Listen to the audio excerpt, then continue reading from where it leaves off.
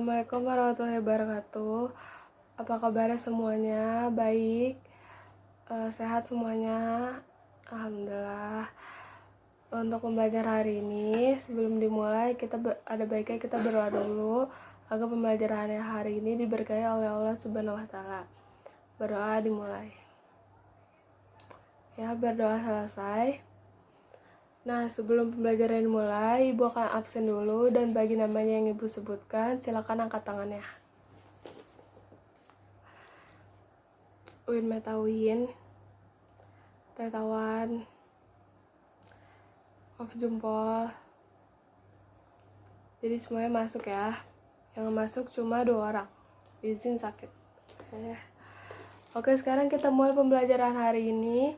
Ibu akan menjelaskan tentang meneladani dakwah Rasulullah SAW yang ada di Mekah.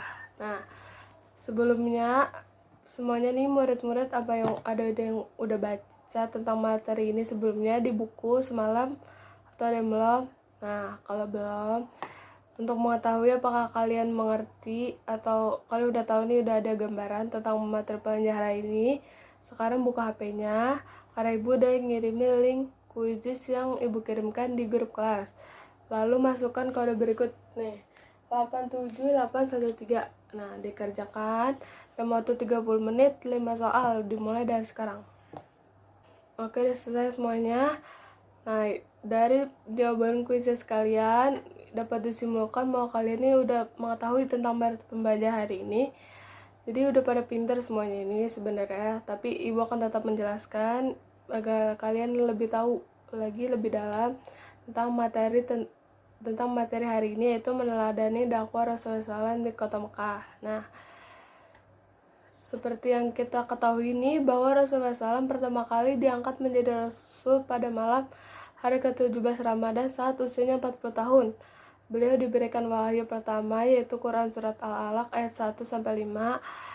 Nah, disampaikan oleh Malaikat Jibril yang berbunyi, Bismillahirrohmanirrohim. Iqra bismi rabbikal ladzi khalaq, khalaqal insana min 'alaq. Iqra wa rabbukal akram alladzi 'allama bil qalam, 'allamal insana ma lam ya'lam. Yang artinya, bacalah dengan menyebut nama Tuhanmu yang menciptakan manusia dari segumpal darah. Bacalah dengan nama Tuhanmu yang Maha Pemurah, yang mengajari manusia dengan perantara menulis dan membaca. Dia mengajarkan kepada manusia apa yang tidak diketahuinya. Quran Surat Al-Alaq ayat 1-5. Nah, yang selanjutnya ada ajaran pokok Rasulullah SAW di kota Mekah, yaitu meliputi akidah dan akhlak. Akidah dan akhlak mulia. Nah, akidah ini Rasulullah SAW diutus oleh Allah Subhanahu wa Ta'ala untuk membawa ajaran tauhid. Ajaran keimanan merupakan ajaran utama yang dibebankan kepada Rasulullah SAW yang bersumber kepada wahyu-wahyu ilahi. Banyak sekali ayat-ayat Al-Quran yang memerintahkan beliau agar menyampaikan keimanan sebagai pokok ajaran Islam yang sempurna. Ini ada dalam firman Allah Subhanahu wa Ta'ala, Quran Surat Al-Ikhlas ayat 1-4 yang artinya, katakanlah Muhammad, dia adalah Allah Subhanahu wa Ta'ala yang Maha Esa. Allah Subhanahu wa Ta'ala tempat meminta segala sesuatu. Allah Subhanahu wa Ta'ala tidak beranak dan tidak pula diperanakan, dan tidak ada sesuatu yang setara dengan dia. Quran Surat Al-Ikhlas ayat 1-4. Nah, yang kedua yaitu ada akhlak mulia. Dalam hal akhlak mulia ini, Nabi Muhammad SAW tampil sebagai teladan yang baik, yang ideal. Sejak sebelum menjadi Nabi, ia telah tampil sebagai sosok yang jujur sehingga diberi gelar Al-Amin oleh masyarakat. Yaitu nih, Al-Amin. Nah, yang berarti dapat dipercaya. Selain karena pribadi Nabi Muhammad SAW dengan akhlak yang luhur, ajaran untuk memperbaiki akhlak juga bersumber dari Allah Subhanahu wa Ta'ala dalam firman-Nya, yaitu Quran Al-Hujurat ayat 10, yaitu yang artinya, sesungguhnya orang-orang mukmin itu bersaudara, karena itu damaikanlah antara kedua saudaramu yang berselisih dan bertakwalah kepada Allah Subhanahu wa Ta'ala agar kamu dapat rahmatnya. Quran Surat Al-Hujurat ayat 10. Nah, dalam hal berdakwah, dalam strategi dakwah, Nabi Muhammad SAW mempunyai 2 tahapan, yaitu secara diam-diam dan secara terang-terangan. Yang pertama itu secara diam-diam. Ini dilakukan agar tidak menimbulkan keresahan dan kekacauan di kalangan masyarakat Quraisy, karena masyarakat Quraisy masih berpegang teguh dengan keyakinan menyembah berhala. Pada tahapan ini Rasulullah SAW memfokuskan dakwanya kepada orang-orang terdekat, dan rumah Rasulullah SAW yaitu Darul Arqam dijadikan sebagai pusat kegiatan dakwah. Orang-orang pertama yang mengakui Nabi Muhammad SAW menyatakan keislaman yaitu adalah Siti Khadijah, istrinya yaitu Ali bin Abi Thalib, adik sepupunya, Zaid bin Harisah, pembantu yang diangkat menjadi anak, dan Abu Bakar As-Siddiq yaitu sahabat Nabi Muhammad. Nah, berdakwah secara diam-diam ini dilaksanakan oleh Rasulullah SAW selama kurang lebih 3 tahun. Setelah memperoleh pengikut dan dukungan dari keluarga dan para sahabat, selanjutnya Rasulullah SAW mengatur strategi dan rencana agar ajaran Islam dapat diajarkan dan disebarluaskan secara terbuka. Nah, setelah itu, dakwah secara terang-terangan dimulai Rasulullah SAW dengan menyeru kepada orang-orang Mekah. Ia berdiri di atas bukit dan berteriak dengan lantang. Memanggil mereka, beberapa keluarga Quraisy menyambut seruannya. Kemudian ia berpaling kepada sekumpulan orang-orang sambil berkata, Wahai orang-orang, akankah kalian percaya jika saya katakan bahwa musuh Anda sekalian telah bersiaga di sebelah bukit Safa nih. Nah, ini dan berniat menyerang nyawa dan harta kalian. Mereka menjawab, kami tidak pernah mendengar Anda berbohong sepanjang hayat. Ia lalu berkata lagi, Wahai bangsa Quraisy, selamatkanlah dirimu dari api neraka. Saya tak dapat menolong Anda di hadapan Allah Subhanahu wa Ta'ala. Saya peringatkan Anda sekalian akan siksaan yang pedih. Ia menambahkan, kedudukan saya sebagai penjaga yang mengamati musuh dari jauh dan segera berlari kepada kaumnya untuk menyelamatkan dan memperingatkan mereka tentang bahaya yang akan datang. Nah, sering dengan itu, turun pula wahyu Allah Subhanahu wa Ta'ala agar Rasulullah SAW melakukannya secara terang-terangan dan terbuka. Mengenai hal tersebut, Allah Subhanahu wa Ta'ala berfirman yang artinya, maka sampaikanlah Muhammad secara terang-terangan segala apa yang diperintahkan kepadamu dan berpalinglah dari orang-orang musyrik. Quran Surat Al-Hijr ayat 94. Nah, karena yakin bahwa sudah saatnya dan para pengikutnya untuk menyebarluaskan ajaran Islam secara terbuka dan terang-terangan dengan dukungan dari keluarga dan para sahabatnya. Dari kalangan keluarga, ia mulai mengajak paman-pamannya termasuk Abu Lahab dan Abu Jahal yang terkenal sangat menentang dakwah Rasulullah SAW.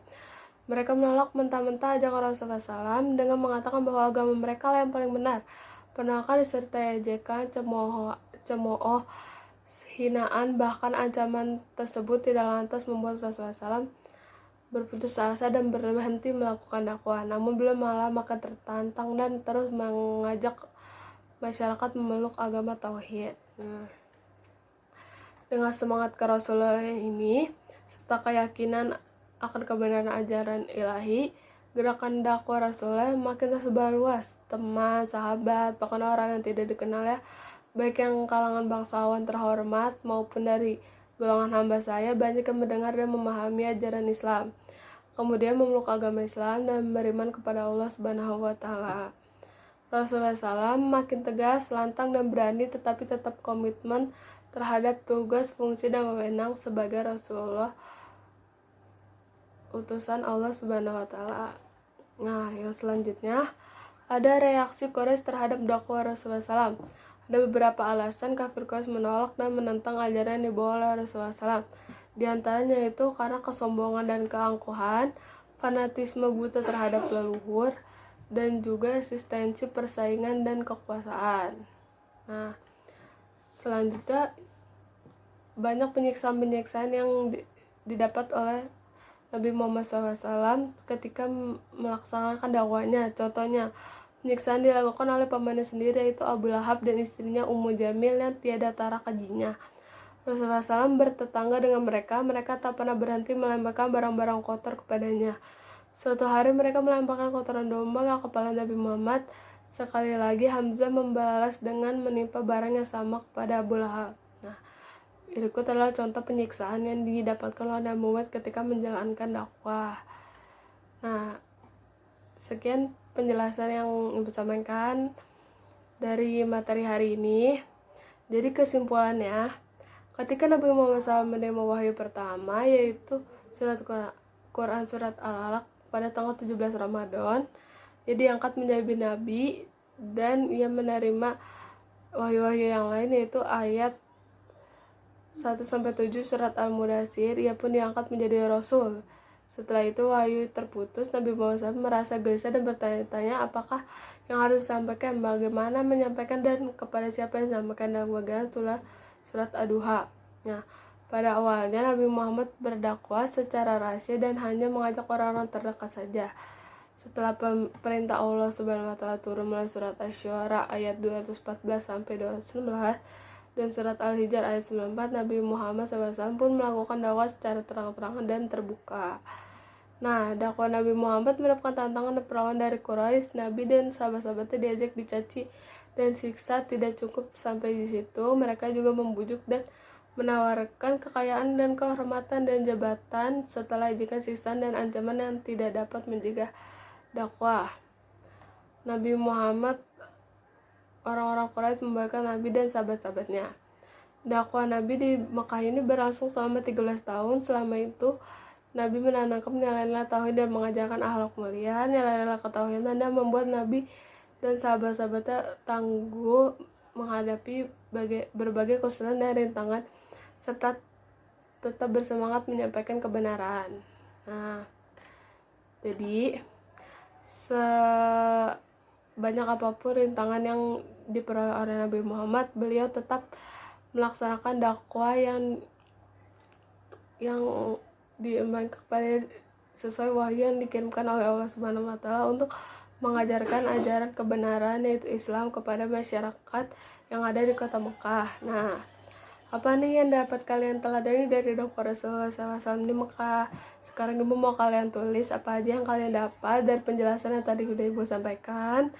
Kalian tulis di buku catatan kalian, lalu yang namanya Ibu panggil, bacakan hasil tulisannya. Waktunya 5 menit dari sekarang. Ini bisa dimulai sekarang, tulis di bukunya. Baik, karena jam pelajaran sudah mau habis dan selanjutnya adalah waktu untuk istirahat, maka sekian pembelajaran dari Ibu hari ini. Jangan lupa mengerjakan tugasnya di link Google Form yang telah Ibu kirimkan di grup kelas kalian. Dikerjakan paling lambat 2 hari dari sekarang. Bagi yang tidak mengerjakan, tidak dapat nilai ya. Mari kita akhiri pembelajaran hari ini dengan membaca hamdalah, alhamdulillahirabbil alamin, dan berdoa sebelum mengakhiri pelajaran. Berdoa dimulai. Berdoa selesai, sampai ketemu pada pertemuan selanjutnya. Terima kasih semuanya.